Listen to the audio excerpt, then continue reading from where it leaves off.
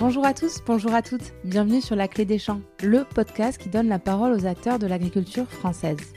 Je suis Louise Lespard et j'ai hâte de vous amener avec moi dans cette aventure. Dans ce podcast, je vous permets d'en apprendre bien plus sur notre monde agricole en partant à la rencontre de personnalités remarquables qui œuvrent à faire briller nos campagnes. Je vous amène dans les coulisses de nos fermes pour découvrir le quotidien de ces acteurs de l'ombre pourtant indispensables à notre pays.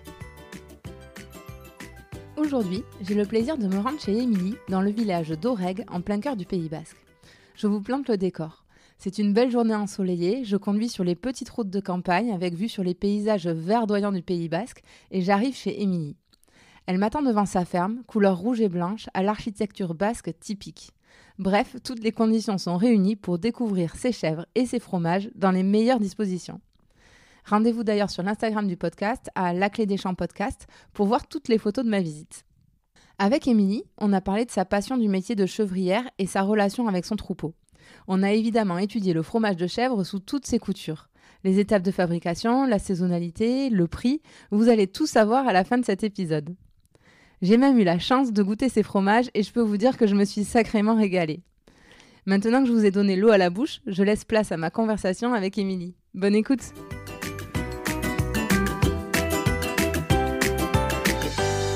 Bonjour Émilie, tu vas bien ? Bonjour Louise, ça va et toi ? Oui, super, merci beaucoup de m'accueillir sur ta ferme, la ferme Elgarekin, c'est comme oui, ça qu'on dit ? Oui, c'est ça, bien prononcé. Parfait. Bon alors Émilie, pour commencer, est-ce que tu pourrais te présenter et nous expliquer où c'est qu'on est actuellement ?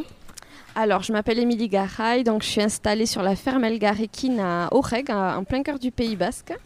Donc moi, je fais du fromage de chèvre, j'élève des chèvres, je transforme le lait et je vends tout mon petit fromage en direct. Et donc ici, on est où ? Donc là, on est en plein cœur de la chèvrerie. On a les biquettes qui sont en train de manger, qui font leur vie, qui sont allongées. Elles sont toutes tranquilles. Et donc, elles sont à l'abri de la chaleur aujourd'hui puisqu'il fait particulièrement chaud. Aujourd'hui, il fait particulièrement chaud. Donc, il y a une partie de la ferme Elgarekin qui est occupée à faire du foin dans les champs. Et nos biquettes, du coup, elles sont à l'intérieur, au frais. On a mis les ventilos à fond. Elles se prélassent. Il manque plus que la piscine. Complètement. Est-ce que tu pourrais nous dire qu'est-ce qui a été le déclic pour toi ou le moment où tu as décidé d'être éleveuse de chèvres ? Le déclic, ça s'est passé en BTS. En fait, j'ai fait des études agricoles, mais plus dans l'esprit de me dire que j'allais aider les agriculteurs, être technicienne, donner un appui technique aux agriculteurs. Bon, les productions qu'il y avait à l'époque sur la ferme ne me convenaient pas. Il y avait des vaches et des porcs et puis j'avais pas un grand intérêt pour ces animaux-là. Parce que tes parents étaient déjà agriculteurs ? Mes parents étaient déjà agriculteurs. Donc il faut faire des stages et durant ce BTS, j'avais décidé d'aller chez un chevrier pour faire du fromage. C'était une partie que j'avais pas du tout explorée, donc j'y ai été et puis ça a été, la révélation. J'ai adoré faire le fromage, partir du lait, là, le voir sortir de la mamelle et puis en faire quelque chose que les gens se régalent après. Je trouvais ça génial. Ok, super. Je te propose qu'on reparte au calme à l'intérieur pour poursuivre l'interview et qu'on laisse les biquettes un peu tranquilles. Allons-y.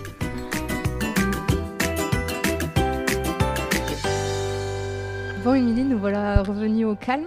Donc tu le disais, ça fait 10 ans que tu es installée maintenant. Est-ce que tu peux nous raconter comment on fait quand, tu le disais, sur ton exploitation, il n'y avait pas de chèvres du tout. Tu es partie de zéro. Comment tu t'y es pris ? Par quoi tu as commencé ? Alors déjà, je voulais m'installer avec des chèvres, donc il y avait tout à faire. Il y avait le bâtiment, créer un troupeau, etc., etc. Donc on a commencé à faire des devis pour le bâtiment. Est-ce qu'on choisit tel ou tel matériau ? Et ensuite, à l'époque, il n'y avait pas de collecte de lait de chèvre. Donc qui disait avoir des chèvres, il fallait donc traire les chèvres et transformer tout le lait qu'elles produisaient et affiner ensuite les fromages. Donc, on a commencé avec 40 chèvres. En 2010, on a commencé avec 40 chèvres. On a monté le bâtiment, on est arrivé au bout du projet à l'installation. Ça y est, il y a le lait dans la cuve, il faut fabriquer le fromage. Donc, on a commencé à faire du fromage. Et ensuite, une fois que les fromages sont là, il faut vendre les fromages. Donc, moi, j'étais partie dans une optique d'écouler tout en direct et d'écouler tout sur les marchés. Donc, j'ai commencé à faire les marchés. J'ai fait jusqu'à 5 marchés par semaine. Donc petit à petit, je me suis fait connaître parce qu'ici, on n'est pas une région trop productrice de fromage de chèvre. Donc il fallait que les gens goûtent, se fassent leur avis. Moi, je préfère plutôt le frais, moi, je préfère plutôt le moelleux, voilà. Donc tout ça, ça a pris du temps. Et donc au fur et à mesure des années, on a agrandi le troupeau, tel est bien que maintenant, on est à 90 chèvres en production. Mais on a gardé l'esprit, on transforme toujours tout le lait et on affine toujours tous nos fromages, malgré le fait qu'il y a une laiterie qui collecte le lait de chèvre ici localement. Mais on a décidé de continuer notre chemin tout seul et en vente directe. Ok. Quand tu dis on, c'est qui ? Alors j'ai beaucoup d'aide dans ce projet un peu fou. Bon, mais j'ai l'aide de mes parents, malgré que c'était pas leur production à la base, ils ont rejoint le projet et puis ils m'aident énormément, que ce soit à la fromagerie pour faire les foins, mais aussi il y a mon mari qui a son travail à côté, mais qui le matin se lève avec moi pour traire les biquettes avant de partir au boulot. Voilà, il s'implique à fond avec moi, donc tout ce soutien fait qu'on y arrive ensemble. Et tu dis que vous avez fait le choix, malgré le fait que le troupeau ait grandi, de tout continuer à traiter ici. Pourquoi vous avez fait ce choix-là ? C'est venu de fil en aiguille. Au début, c'était sur les marchés. Puis après, il y a quelques crémiers qui m'ont contacté, qui ont goûté les fromages, qui ont mis ça dans leur crèmerie. Puis après, quelques restaurants. Puis après, quelques épiceries un petit peu plus éloignées. Voilà. Puis de fil en aiguille, la clientèle s'est agrandie en même temps que le nombre de chèvres, quoi. D'accord. Donc, ça s'est fait tout seul. Parce qu'en fait, tu pourrais passer par la laiterie pour récolter ton lait. C'est plus pour écouler tes stocks derrière, c'est ça ? Ça aurait été ça l'avantage ? L'avantage aurait été d'avoir moins de travail. J'aurais pas eu à faire les fromages. Voilà, la laiterie vient te chercher le lait. Toi, tu n'as que à traire tes animaux. On te paye le lait tant au litre de lait et puis ça s'arrête là. Nous, l'esprit, c'est d'aller au bout des choses, de transformer le lait comme on en a envie et de faire du fromage tel qu'on a envie de le faire. Et puis voilà, de le faire goûter aux gens, de voir leur réaction et...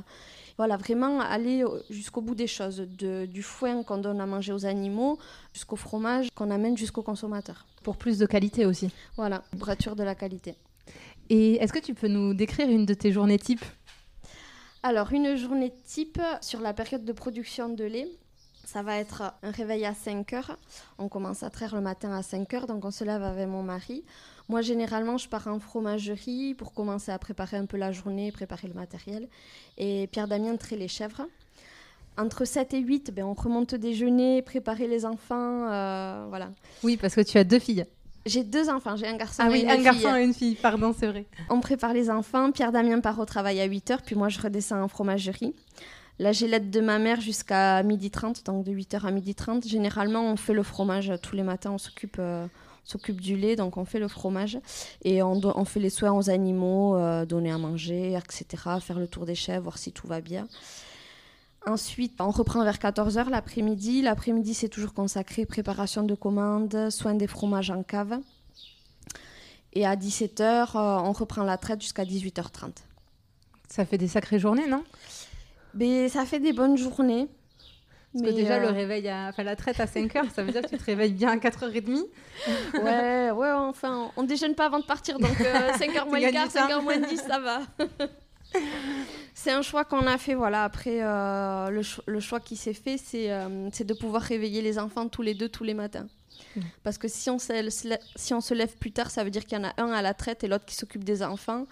Et donc, qu'il y en a un des deux qui ne voit pas les enfants le matin. Voilà, c'est un choix de vie. Et tu n'as jamais douté de tout ça ? J'imagine que tu as eu des difficultés par moment. Tu peux nous raconter un peu ? Des difficultés, il y en a toujours. Après, je pense que dans tous les métiers, il y a des difficultés. Quand j'entends les gens autour de moi, je pense que dans tout métier, il y a des difficultés.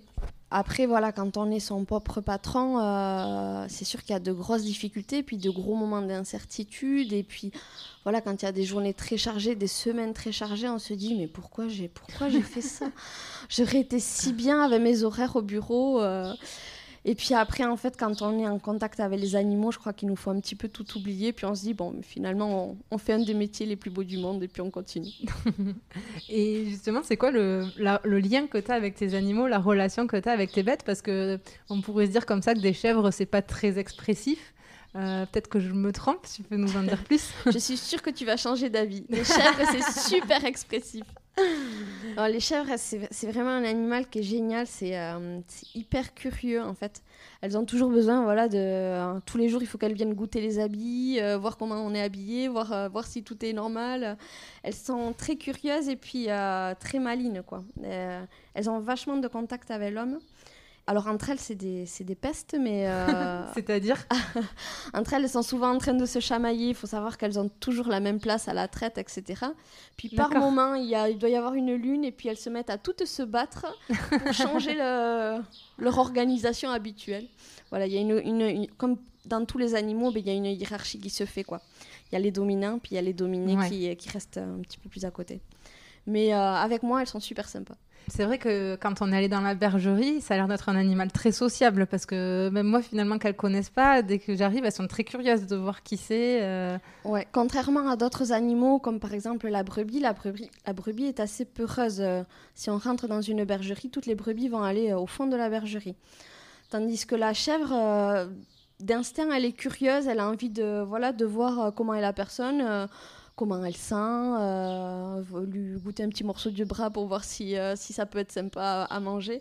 Voilà, elles sont curieuses. Elles aiment l'homme, elles sont curieuses. Et justement, sur ces chèvres, tu peux nous expliquer un peu la vie d'une chèvre? J'ai découvert qu'il y avait une saisonnalité. Tu parlais de la saisonnalité du fromage. Est-ce que tu peux nous en parler un petit peu? Il y a une saisonnalité du fromage. Les chèvres, en général, on va commencer par le moment où elles tombent en chaleur. Donc, elles tombent en chaleur grâce à la vue des jours qui diminuent, en fait, la quantité de soleil dans la journée. Donc, généralement, ça se passe autour de fin août, début, autour du 15 août, on va dire. Donc, elles vont sécréter une hormone qui va les faire tomber en chaleur. À ce moment-là, on met les boucs au milieu des chèvres, donc autour du 15 août. Elles vont tomber en chaleur, elles vont être saillies par les boucs. Et saillies, ça veut dire qu'elles vont être mises enceintes, en gros. Voilà.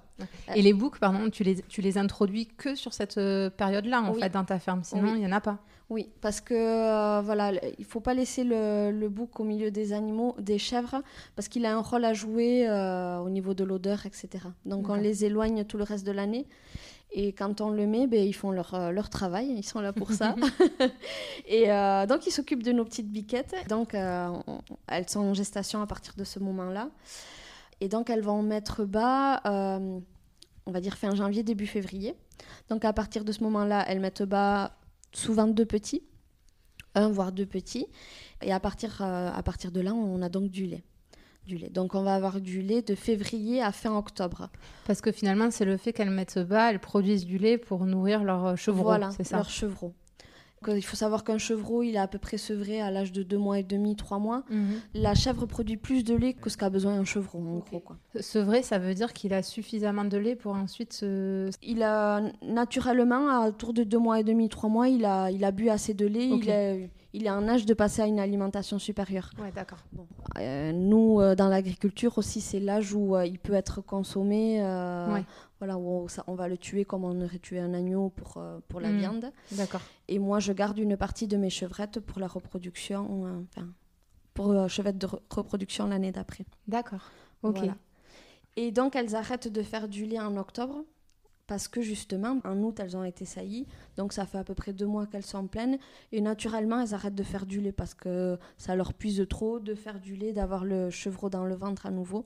Donc, naturellement, elles arrêtent de faire du lait autour de fin octobre. Ce qu'il faut retenir de ça, c'est qu'il y a une période où, normalement, on n'est pas censé avoir du fromage de chèvre. Ouais. Naturellement, voilà, la chèvre, elle va pas faire du lait toute l'année, elle va s'arrêter à un moment donné. Donc, en hiver, c'est pas la période du fromage de chèvre. Ouais. Et c'est un peu paradoxal parce que je voyais que le pic de consommation du fromage de chèvre, c'est en décembre. Ça veut dire quoi? Ça veut dire qu'on trouve des solutions pour pallier à cette saisonnalité. Qu'est-ce qui se passe pour qu'on ait du fromage de chèvre frais parfois en cette période? Bon, mais quand on dit que les consommateurs ont le pouvoir, je crois qu'on en a la démonstration là. Mais voilà, comme les gens demandent du fromage de chèvre en hiver, il faut trouver des solutions à faire du fromage de chèvre en hiver. Et ce qui se passe, c'est que comme ça existe chez les humains, la pilule pour les femmes, c'est des hormones. Hein, on a la même chose chez les animaux. Donc on va donner des hormones de reproduction aux chèvres pour leur faire croire qu'elles sont en chaleur. Donc elles tombent réellement en chaleur. Et puis si on met le bouc à ce moment-là, donc à contre-saison, pas en août, mais en janvier ou février, je ne sais pas trop comment ça se passe, je pense que c'est en janvier ou février, et bien, elles tombent en chaleur avec ces hormones de reproduction. Et après, le déroulé est naturel. Elles sont pleines, donc elles mettent bas d'un petit chevreau. Et puis Et après, le du cycle, coup, on a le lait au mois de décembre. le cycle recommence. Toi, c'est une pratique que tu as fait, que tu fais Non. ou... Non. Que j'ai fait le choix de ne pas faire. Après, voilà, chacun fait comme il le souhaite dans sa ferme. Moi, j'ai voulu rester dans une saisonnalité. Je trouve que le fromage de chèvre, il est frais, il est léger, il se consomme facilement en été. Donc, j'ai fait le choix de rester voilà, au plus simple, au plus naturel, et donc sur la saisonnalité naturelle. Du coup, ça veut dire que toi, l'hiver, c'est une période un peu plus calme? Oui, que je disais tout à l'heure, les journées type, c'est sur la période de production du lait, mais on a une période qui est plus calme, qui dure à peu près 2 mois, qui nous permet voilà, d'entretenir les locaux, puis aussi il y a toujours à faire, tailler les ongles des chèvres, faire un peu de bricolage. Donc on peut le faire sur cette période-là. Et par contre, quand les chèvres elles mettent bas, là, j'imagine que ça devient infernal, non? Moi, c'est une des périodes que je préfère parce que je trouve ça génial de voir tous ces petits chevreaux qui naissent. Je trouve à chaque fois, c'est comme un petit cadeau là, qui sort. On ne sait pas de quelle couleur il va être, etc. Donc moi, c'est une des périodes que je préfère. Mais c'est une période où il y a beaucoup, beaucoup de travail. Parce que voilà, il faut s'occuper des petits chevreaux, surveiller que tout le monde va bien, surveiller que les mises bas se passent bien. Donc beaucoup de présence en chèvrerie. Et puis à un moment donné, ça rejoint aussi le fait qu'on commence à faire du fromage. Donc il y a s'occuper des petits chevreaux, les naissances, plus recommencer à faire du fromage. Mais bon, c'est une période donnée, puis après, c'est bon. Et au niveau du renouvellement du troupeau, comment ça se passe parce que j'imagine qu'à un moment, les chèvres, elles deviennent trop âgées ou elles produisent plus de lait. Qu'est-ce que tu en fais à ce moment-là et combien de temps, combien de temps ça dure la vie d'une chèvre? Alors, la vie d'une chèvre, c'est quand même assez rapide parce que donc, à l'âge d'1 an, elle met bas. Donc c'est quand même, elle arrive à maturité sexuelle, etc. très rapidement. Et après une chèvre, ça peut vivre jusqu'à une dizaine d'années, a priori. Et je pense que dans les élevages, la moyenne, c'est 4-5 ans. Alors chez moi, c'est beaucoup plus. On est plutôt autour des 7-8 ans. Mais malgré tout, voilà, on est sur une ferme, donc économiquement, il faut pouvoir s'en sortir aussi. Il y a une partie des animaux qui attrapent des infections, qui meurent, je vais dire, de mort naturelle, quoi. Tout un tas de choses, des problèmes respiratoires, cardiaques, comme ça peut se passer chez les humains. Hein. Et il y a une partie qui a des problèmes au niveau de la mamelle. Alors là, c'est plus embêtant parce que nous, on ne peut pas garder les animaux qui ont des problèmes au niveau de la mamelle parce que le lait n'est pas bon. D'accord. Donc là, ça fait partie des animaux qu'on est obligé de réformer. Soit je les mets dans un local et puis elles me servent de maman d'adoption pour les petits chevreaux, etc. Ou alors, s'il y a trop d'animaux qui ont des problèmes, je suis obligée de réformer et là, de faire venir quelqu'un pour les envoyer à l'abattoir. Ouais, d'accord. Du coup, tu as des chèvres avec qui tu es depuis presque le démarrage, quoi. Avec qui je suis depuis le démarrage. Ah, c'est fou. C'est fou. Tu dois y être attachée. J'y suis attachée et on va pas se mentir, c'est l'une des parties les plus dures de notre métier. Après voilà, c'est des choix et puis on peut pas garder des animaux en souffrance ou avec des problèmes non plus. Ouais. Donc autant que possible, on les soigne, on s'en occupe. Après, quand on arrive sur des choses où on ne peut plus rien faire, là, c'est plus compliqué, puis on est obligé de prendre des décisions, quoi. Ouais. Justement, est-ce que... alors, je sais que ça va pas être facile à matérialiser, mais d'un point de vue extérieur, des fois, ça peut paraître bizarre de dire que l'agriculteur, il aime profondément ses bêtes. On le voit quand tu en parles. Comment on explique ça, que l'agriculteur, il soit attaché à ce point-là à l'animal et qu'en même temps, il soit amené à la mort, quoi, finalement? Après, je pense que quand on est dans une ferme, on a un rapport avec la vie et la mort qui est tout à fait différent de n'importe quelle autre personne qui n'a pas ce lien-là avec une ferme. Depuis que je suis enfant, je vois qu'on élève des poulets et puis qu'on les tue au bout de quelques temps pour se nourrir. En fait, pour nous, ça fait partie de notre façon de penser, de ce qui nous convient, c'est de manger un animal qu'on sait comment il a été élevé, comment il a été nourri, que ce sont des animaux en bonne santé.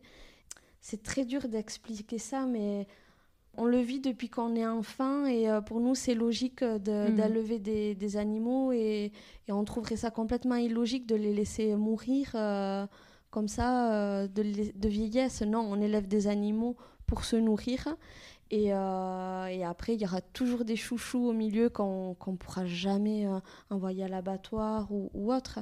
Mais c'est le but de l'élevage. Ouais, c'est que les animaux, leur rôle, c'est de nourrir l'homme. Voilà, ça fait partie de notre façon de voir les choses. Je comprends que ça puisse être mal interprété, mais... Là où je te rejoins, c'est que, bon, moi, tu le sais, mes grands-parents, ils ont une ferme pas très loin. On voyait tuer le cochon régulièrement. Et pour moi aussi, c'est quelque chose qui est naturel. Et je trouve que presque ça pousse aussi à mieux respecter le produit et mieux respecter ce que tu manges. Parce qu'en fait, quand tu as vu l'animal être élevé, être tué, puisque alors maintenant, c'est plus le cas, mais à l'époque, nous, il était tué directement à la ferme sous nos yeux. En fait, on dit tout est bon dans le cochon, par exemple, mais parce que on lui doit de bien le manger, de respecter le produit et de bien le cuisiner aussi, non ? Exactement, d'aller jusqu'au bout des choses. Et puis même, je vais aller plus loin. Avant, quand il tue un animal, et puis c'est toujours le cas dans la ferme, par exemple, un poulet, on va manger les cuisses, on va manger les ailes, on va tout manger. Et puis avec la carcasse, on peut faire un jus, une sauce pour préparer autre chose derrière.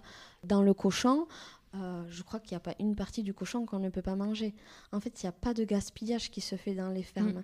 Quand on tue un animal, on va vraiment, c'est vraiment pour se nourrir. C'est pas par plaisir comme certains peuvent penser. C'est vraiment pour se nourrir et on ne va rien gâcher. Ça, je trouve, ça s'est un petit peu perdu. Maintenant, on a tendance à laisser un coin de viande, à jeter, etc. Alors que quand même, quand on a tué l'animal, il faut respecter le fait de l'avoir tué et se nourrir jusqu'au bout avec ce qu'il nous a offert. C'est super intéressant. Merci d'avoir pris le temps de parler de ça et d'en parler aussi librement parce que je pense que ça peut aider des gens aussi à se faire leur avis sur ce qu'il en est dans une ferme. J'espère que je me suis bien exprimée, que ça ne va pas porter à confusion, mais je suis joignable pour le débat si la personne le souhaite. Tu es une femme agricultrice, éleveuse. Finalement, tu l'as dit, ton conjoint, il fait autre chose. Comment ça a été perçu, le fait que tu veuilles démarrer ça il y a 10 ans, de zéro ? Tu étais jeune, tu avais quel âge ? Tu avais 20 ans ? Ouais, j'avais 21 ans, ouais. Ouais. Et comment ça a été perçu par ton entourage et puis peut-être par l'extérieur, par le village d'Aurègue, tout ça ? Bon, je sais pas trop. Je pense que je vais être la dernière au courant de comment ça a été perçu. Je pense que les gens ont été étonnés parce que déjà, c'était pas une production qui était vraiment présente dans le département. Et puis, c'était vu un peu d'un œil marginal, faire du fromage. Déjà du fromage de chèvre en plus. Donc, je pense que les gens étaient un peu... Comment on va dire ils attendaient de voir comment ça allait se passer. Je pense qu'ils n'auraient pas donné cher du projet, surtout avec 40 chèvres. C'est un petit troupeau. Ouais. Et puis de fil en aiguille, ils ont vu que j'étais toujours là, que je m'accrochais, et puis que de 40 chèvres, on était passé à 80, et puis que les gens me faisaient confiance, que j'avais du monde derrière moi, des consommateurs qui me soutenaient. Donc, je pense que maintenant, ils se disent que le projet était finalement pas si fou que ça. Tant mieux. T'as eu 2 grossesses dernièrement et comment tu t'organises ? Parce que quand on travaille avec des animaux, entre guillemets, c'est pas leur problème. C'est pas comme quelqu'un qui travaille dans un bureau classique, il pose un congé maternité, il s'en va 3-4 mois et puis il revient. Toi, comment tu fais pour gérer ça ? Ça a été 2 années assez compliquées. Enfin, les 2 grossesses ont été assez compliquées dans le sens où, déjà en temps normal, il faut une organisation de dingue sur une ferme. Que là, se rajouter encore une autre organisation parce que j'allais pouvoir de moins en moins travailler. Donc, j'ai fait appel au service de remplacement. Donc, j'ai formé des jeunes filles à me remplacer, quoi. Heureusement, il y avait ma mère qui faisait le lien, donc qui, elle, était là constamment, donc savait un petit peu le travail qu'il y avait à faire. Mais le problème qui s'est trouvé, c'est que quelqu'un de normal ne fait que 39 heures. et toi, tu t'en faisais beaucoup plus. Sachant que moi, bien évidemment, j'en fais beaucoup plus sur une semaine. Et puis, on ne peut pas demander à quelqu'un de travailler du lundi au dimanche, c'est impossible. Donc on nous demande, moi ça m'a beaucoup révoltée parce qu'on nous demande, on nous donne quelques petites aides, donc on nous demande de ne rien faire, on peut être contrôlé de ne pas être sur la ferme parce qu'on nous donne quelques petites aides pour être remplacé. D'accord. Mais à côté de ça, c'est un peu hypocrite parce que une personne elle peut pas nous remplacer en 39 heures quoi. Ouais, bien sûr. Donc bon, ça m'a un peu révoltée, mais bon, le système est fait comme ça. Parce que finalement, tu n'as pas un statut comme quelqu'un, encore une fois, qui travaille dans un bureau comme moi, ou si j'avais un congé maternité, je serais payée quasiment à 100% de mon salaire. Toi, tu n'as pas ça. Non, on n'a pas ça. Puis on est une trop petite structure pour embaucher quelqu'un pour me remplacer, quoi. Ouais. Donc le système agricole est fait en sorte qu'il y a des aides, parce que sinon, ça serait trop problématique. Et sinon, les femmes continueraient à travailler enceintes et puis il y aurait de graves choses qui se passeraient, quoi. Le problème, il est là. Bon, voilà. J'espère que les choses vont changer, vont s'améliorer. J'ai vu qu'il y a eu des petites modifications sur les services de remplacement. J'espère que ça va évoluer dans le bon sens. Tout ça, c'est un petit peu derrière moi. J'ai mes 2 enfants maintenant. C'est une nouvelle organisation qu'il faut trouver. Et ils aiment ça? Ils aiment venir avec toi à la chèvrerie? Comment ça se passe? Alors, la plus grande a 3 ans, puis le dernier a 8 mois. Donc, Louise, là, donc, on sort du confinement. Pendant tout le confinement, elle est venue. Je crois que maintenant, les biquettes, elle le connaît par cœur. Mais ouais, ils aiment bien. Puis nous, ça nous fait plaisir, quoi, de les voir s'épanouir dans une ferme. C'est génial, quoi, quand même. T'aimerais que... Bon, elle a 3 ans, Louise, c'est un très beau prénom en passage, en toute objectivité. Mais t'aimerais un jour qu'elle prenne ta relève ou voilà, qu'elle poursuive ton travail? Ah, bien évidemment, on aimerait, mais en tant que parent, notre rôle, c'est aussi de se dire elle fera ce qu'elle voudra et on sera très heureux dans toutes les manières. Mais maintenant, en étant maman, je me dis j'aimerais bien que mes enfants reprennent tout le travail qui a été mené. Ouais. Mais bon, encore une fois, il faut qu'elle fasse ce qu'elle a envie de faire. Et si elle aime au moins les animaux, je voudrais que ça soit quelque chose qui la suive, quoi. Ouais. D'aimer les animaux.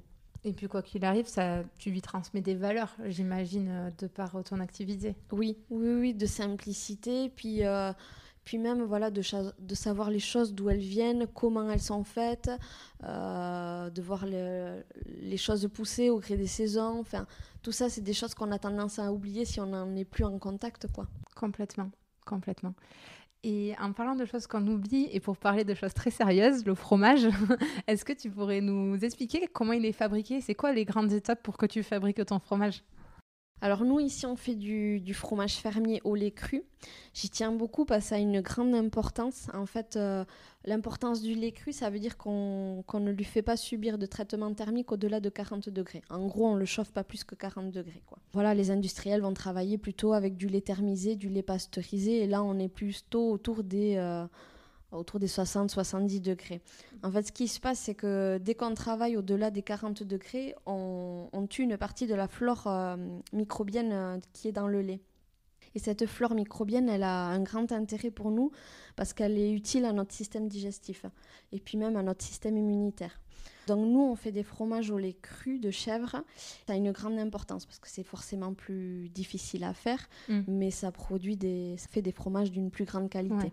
Et les industriels, je crois qu'ils le font chauffer, c'était notamment pour des raisons sanitaires, pour enlever tous les microbes et prendre aucun risque de contamination de quoi que ce soit sur le consommateur, c'est ça? D'où le fait qu'on dit souvent que les fromages industriels ont peu de goût et souvent le même goût.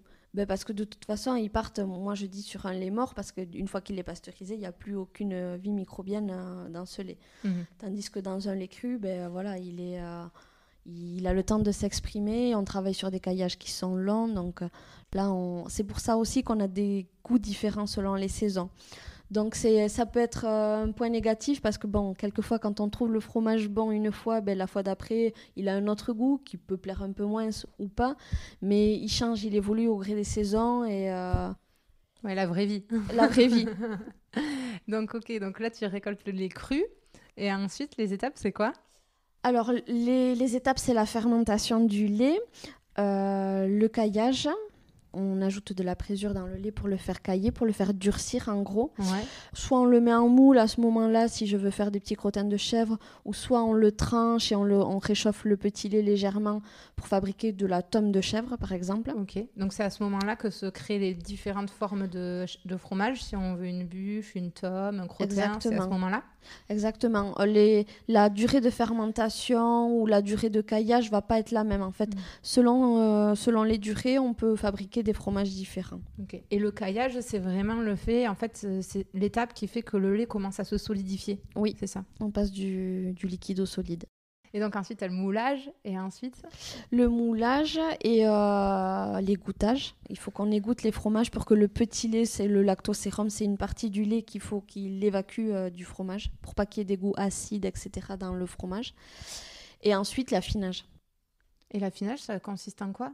L'affinage, ça consiste, alors sur tout ce qui est crottin, à ce que les bonnes moisissures poussent sur le fromage. Généralement, c'est du géotrichum. Donc là, on veut un fromage qui soit envahi de géotrichum. Et puis, donc, soit on va le mettre au frais, puis il va sécher légèrement, il aura plus de goût. Ou alors, on peut le vendre tout frais aussi. D'accord. Et surtout, ce qui est tome, on va les mettre, sur ma ferme, on va les mettre en cave, sur des planches en bois. Et là, l'affinage va être long et froid, puisqu'on travaille autour des 10 degrés. Un fromage est affiné, on commence à le manger à partir de 3 mois. D'accord. À partir de 3 mois et après jusqu'à 1 an, le fromage est bon. C'est pas du tout la même durée de vie selon si on est sur un petit crottin de chèvre ou une bûche de chèvre ou une tome de chèvre en fait. C'est pour ça que la tome, le prix au kilo, il est souvent plus élevé qu'une bûche par exemple. C'est parce qu'il demande plus de temps? Oui, parce qu'ils demandent du soin en cave, c'est-à-dire qu'on vient les retourner, on vient les frotter, etc. Donc quelque chose qu'on a gardé pendant 8 ou 9 mois et qu'on est venu toutes les semaines frotter, forcément, ça demande du travail. Et puis, il y a beaucoup d'humidité qui est partie du fromage. Donc, c'est un concentré, en fait, de lait. Sur 1 kilo, il va y avoir à peu près 10 litres de lait, en fait. Ouais, d'accord. Et tu les aimes, tes fromages? Tu les goûtes souvent? Est-ce que tu les mets à table? Est-ce que... en toute objectivité. J'aime mes fromages et j'aime à manger sous toutes les formes. Alors, heureusement, mon mari et mes enfants aussi, sinon j'aurais été la plus malheureuse. Mais oui, moi j'aime mes fromages. Et puis je trouve qu'il y a une grande diversité dans les fromages de chèvre. Bon, comme dans tous les fromages, mais dans les fromages de chèvre, il y a une grande diversité. Et puis, c'est vrai que dans les fromages en général, on est en France, on est un pays où on peut passer mais sur toutes les saveurs avec un plateau de fromage. Et d'un point de vue consommateur, même des fois c'est difficile, c'est comme le vin, quand on arrive chez le fromager, on ne sait pas quoi choisir parce que c'est vrai qu'il y a énormément de choix de fromage de chèvre et des fois ça varie même en fonction des régions, non? Oui, alors chaque région a un peu son fromage qui produisait de façon ancestrale, etc. Après, il faut goûter, il faut demander à son fromager de goûter. Et puis, on trouve forcément un petit fromage de chèvre qui peut nous plaire. Et tu disais, donc tu as fait le choix d'écouler tes fromages uniquement par les marchés. Au début, tu faisais 5 marchés semaine. Ça devait être énorme. Oui. Et aujourd'hui, tu en fais 2, c'est ça, à Bayonne et à Saint-Palais. Voilà, alors j'ai 2 marchés où je suis vraiment en direct des consommateurs. Donc, à Saint-Palais, c'est une petite ville à côté de chez moi, à 10 minutes. Et puis à Bayonne, le samedi matin. Et ensuite, au fur et à mesure des années, j'ai rencontré des crémiers, puis quelques petits épiciers, des restaurants. Mais voilà, vraiment des petites structures qui revendent de mes fromages en direct aux consommateurs. Il y aura du coup qu'un intermédiaire entre moi et le consommateur. Et puis bon, c'est vrai qu'avec les crémiers, on a d'autres retours aussi parce que... ils voient beaucoup de fromage, ils nous donnent des idées, ils nous font des retours aussi, des fois un petit peu différents qu'un consommateur qu'on croit sur le marché. Donc j'aime bien le lien aussi avec les crémiers. Puis il y a quelques crémiers qui nous sont fidèles. Moi j'ai un crémier à Saint-Jean-de-Luz, Beignat. Il est là depuis presque le tout début et puis il est super fidèle et il me fait toujours des retours et des commandes. Enfin. Toujours avec un petit mot gentil, donc c'est un lien auquel je tiens aussi. Et tu aurais pu finalement tout écouler via des crémiers. Pourquoi tu as fait le choix d'être toi-même présente en direct à Saint-Palais, à Bayonne, sur les marchés? Alors les marchés, j'y tiens quand même beaucoup parce que quand on est enfermé dans notre ferme, on travaille, on fait des fromages, mais on ne se rend pas toujours compte de de notre métier, de ce qu'on fait. Et là, c'est l'occasion d'avoir un lien direct avec les consommateurs. Puis quand on a un client qui nous dit oh, j'avais un repas de famille, j'ai amené le plateau de fromage, tout le monde s'est régalé. c'est génial quoi, de se dire qu'on était un petit peu présent là, dans ce repas de famille et puis que les gens ont passé un bon moment autour de notre travail. Moi, j'adore ça, donc j'y tiens, voilà. J'y tiens à mes 2 marchés par semaine. Mais après, c'est vrai que voilà, vendre des fromages via des petites crèmeries ou des petites épiceries, ça permet de diminuer ce temps aussi passé à la vente, quoi. Oui. Parce qu'en marché, c'est quand même beaucoup d'heures de présence. Et c'est du temps qu'on n'est pas sur la ferme, oui. Donc c'est compliqué. Les jours de marché, comment vous vous organisez? Parce que le matin, j'imagine qu'il faut quand même faire à la fois la traite et en même temps, les marchés, il faut être présent très tôt, je crois. Oui. Bah, du coup, on fait la traite, comme on commence déjà la traite assez tôt dans la semaine, le programme n'est pas trop changé, sauf que bon, vers 7h, 7h30, en général, on s'échappe pour aller au marché. On diminue la pause déjeuner. D'accord. Et j'imagine qu'aussi, économiquement, c'est plus intéressant et pour toi et pour le consommateur en fait, de passer par des marchés ou alors via un crémier où il y a un intermédiaire. J'imagine que pour les deux parties, c'est plus intéressant, non ? Oui, c'est certain. Mais c'est sûr que sur les marchés, de toute façon, tout le monde est gagnant, puisque le consommateur a accès à un produit de qualité à un prix quasi direct de la ferme. Donc là, il n'y a pas photo. Et même dans une crèmerie, il y a quand même le crémier qui apporte une plus-value de son affinage, de son travail. Donc même si le fromage est un petit peu plus cher qu'en direct du producteur, il y a quand même du conseil et puis il y a une préparation de plateau, etc., d'assortiment de fromage. C'est un métier à part, donc ce que paye en plus le client, il le retrouve dans le service quand même, je pense, même chez un crémier. Bien sûr. Et puis, on va passer à la minute économie du podcast que j'ai maintenant l'habitude de faire avec chacun des producteurs. Mais je voyais que finalement, la bûche de chèvre, le premier prix sur les grandes surfaces, le low cost, on est à 9,40 € du kilo. Quand le haut de gamme, on est autour de 19 €. Et toi, je crois, on regardait tout à l'heure, tu es autour de 13 € le kilo pour une bûche de chèvre, c'est ça ? Exactement. Donc, c'est vraiment des choses surprenantes, mais les gens ont toujours l'impression que parce qu'ils vont chez un producteur ou sur des petits marchés, ils vont payer les choses plus chères. Mais je pense que économiquement, quand on fait vraiment le rapport, ça coûte pas plus cher, quoi. Ça coûte pas plus cher. Le tout, c'est de trouver le producteur qui vous plaît, le fromage qui vous plaît, mais sinon, ça coûte pas plus cher. Et puis, vous mangez des produits de qualité qui n'a pas traîné dans les frigos pendant 10 ans. Donc, ça vaut le coup, je pense. Ouais. Pour toi, aller au marché, ça reste un bon moment dans la semaine ou c'est plus compliqué ? Ça représente quoi les marchés pour toi ? Alors maintenant que j'ai ma clientèle au bout de 10 ans, c'est vraiment un moment de plaisir parce que on sait toutes les petites histoires des clients. On sait que la semaine avant, ils ont eu leur fils qui est venu, etc. Donc on leur demande des nouvelles. Quelquefois, on reçoit un petit texto dans la semaine. On a fait ça avec votre fromage, c'était très bon. Et là, d'autant plus avec le confinement qu'il y a eu, tout ce chamboulement qu'on a vécu, on a ressenti beaucoup de soutien de nos clients. Donc, c'est presque plus que des clients pour certains. Voilà, quand il y a eu la naissance de mes enfants, ils m'ont offert des petits cadeaux, etc. Enfin, vraiment, il y a un lien qui se fait que je n'aurais jamais imaginé en m'installant. Donc, on y tient et puis on ne les abandonnera pas. Et justement, pendant le confinement, donc il n'y avait plus de marché. Donc toi, en fait, tu t'es privé de la quasi-totalité de tes débouchés, j'imagine. Comment tu t'es organisée pour passer cette période ? Alors, on me pose souvent cette question. Je dis qu'on s'est surtout désorganisé parce que toute l'organisation qu'on avait est tombée à l'eau. Plus de marché, plus de restaurateurs. Les crémiers travaillent beaucoup avec les restaurateurs aussi, donc des toutes petites commandes des crémiers. Donc, on a stocké. Je vais pas mentir, on a stocké beaucoup de tomes de chèvre en espérant que le reste de l'année soit bon et puis voilà, on verra bien dans l'avenir, dans les semaines qui vont arriver, mais c'est ainsi. On va trouver des solutions, on a toujours trouvé des solutions, mais j'aurais jamais dit qu'avec le système de vente qu'on avait, on serait confronté à de tels problèmes, mais bon. On est débrouillards et puis c'est pas un souci. On a du soutien, on a du monde derrière nous. Donc dès que ça repartira, je pense que les fromages se vendront. Oui, il faudra qu'on vienne t'en acheter pour ceux qui sont dans la région. Avec plaisir. Et pour clôturer cette interview, je vais te poser des questions que désormais je vais poser systématiquement à la fin des interviews. Ma première question, c'est qu'est-ce qui te rend fière d'être agricultrice, d'être éleveuse aujourd'hui ? Ce qui me rend fière d'être agricultrice, c'est déjà... Ici, au Pays Basque, on a vraiment un lien avec la terre et puis la transmission familiale.